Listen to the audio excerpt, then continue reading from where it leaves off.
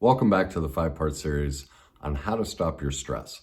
As you recall, in the first video, we discovered why people aren't overcoming their stress. It's because of the lack of real information from the media and the medical community of what stress is. That stress is actually an emotional condition. It's fear.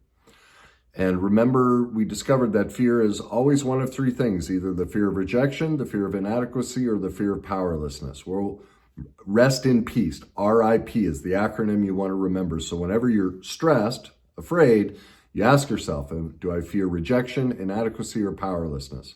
Well, today we're going to tackle rejection. What to do when you feel the fear of rejection. So in this video, we're going to cover three things. What causes the fear of rejection? What are the 7 signs of low self-esteem? Because ultimately, that's what it is. And your self-confidence might be a better word. A lot of people, that may make you feel uncomfortable hearing, oh, I don't want to have low self-esteem. But don't be hard on yourself. That's why we're fearing rejection, as you're going to discover. And then the third piece you're going to learn is the solutions to move out of the fear of rejection and deal with this form of stress/fear.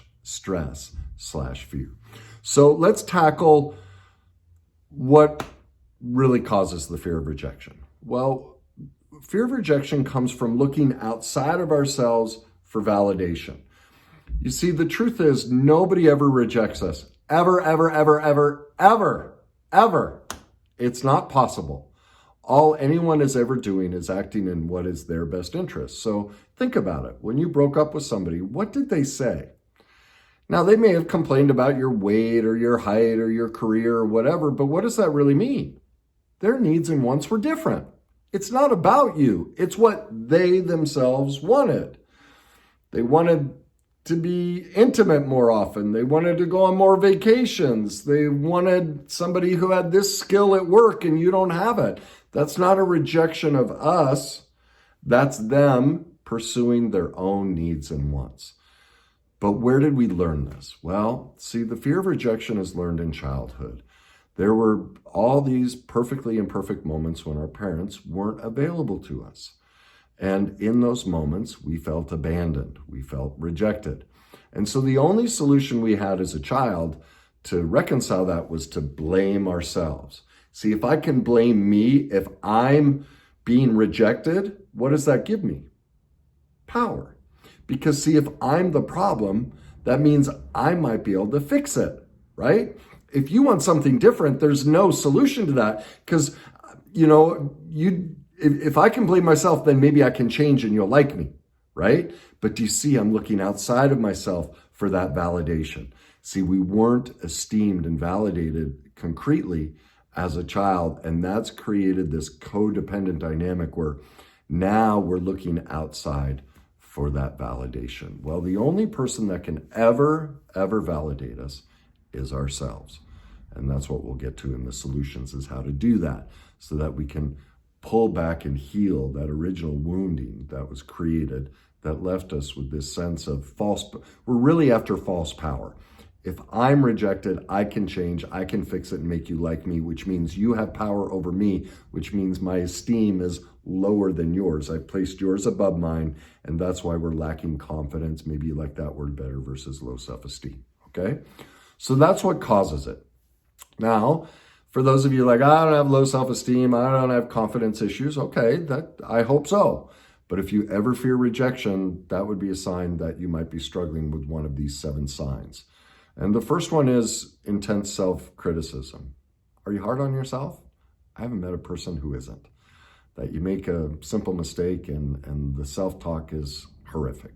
That's the first sign. The second one is chaotic relationships. Well, again, I haven't met anybody that doesn't have chaos in their relationships. The third one is we're defensive and hypersensitive. Well, most people, when challenged, get very defensive. They don't take criticism or critique very well.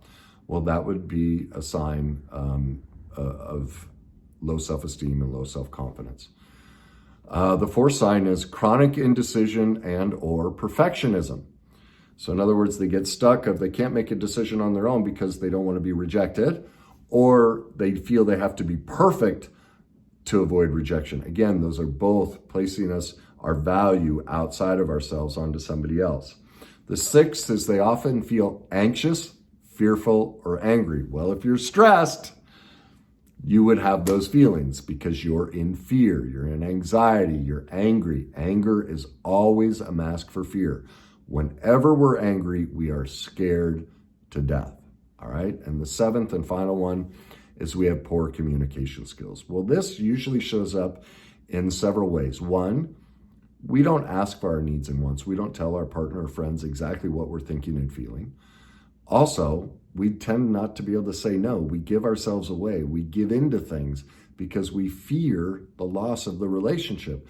But again, that's, I need you to validate me. Again, it's a sign of the low self-esteem and the self-rejection. So now we move on to the solutions. What do we do about it? Well, we have to repair how we were rejected and abandoned as a child. And now we're actually doing it to ourselves as adults by looking outside of ourselves for that validation. So the first step is affirmations. We've all heard about them, but there's a key.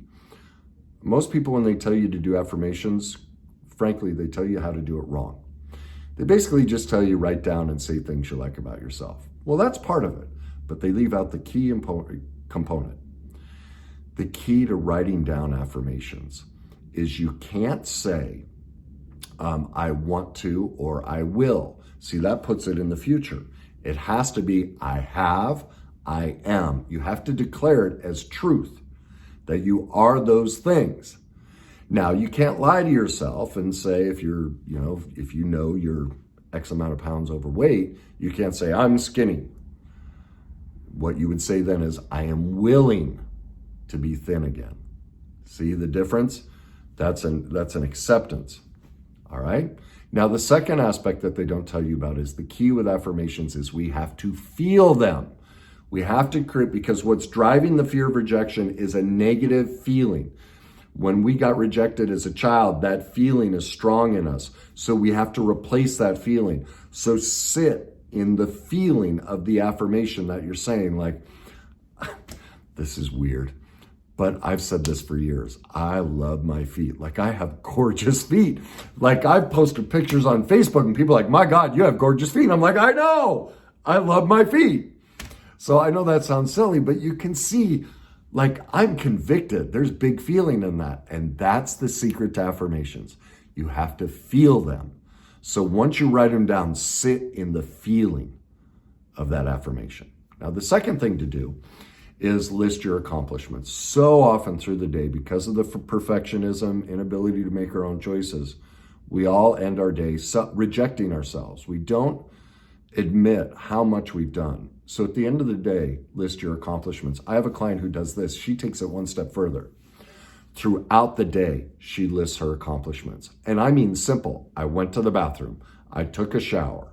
I mopped the floor. Like, every single little thing, she affirms herself and no longer rejects herself, doesn't expect perfectionism, any of that. She's seeing that, wait a minute, I'm doing a lot through my day. So those are the first two steps. The third one, and this is key, self-care. Make a list, because when we're fearing rejection, we're wanting them to fill a hole inside of ourselves, to meet a need. Well, the only person who can do that is us. So make a self-care list of all the ways. Like, think through the ways you said you were being rejected, how they didn't meet a need. Write it down and put a plan in place to go meet those needs. That's the process to overcome the fear of rejection.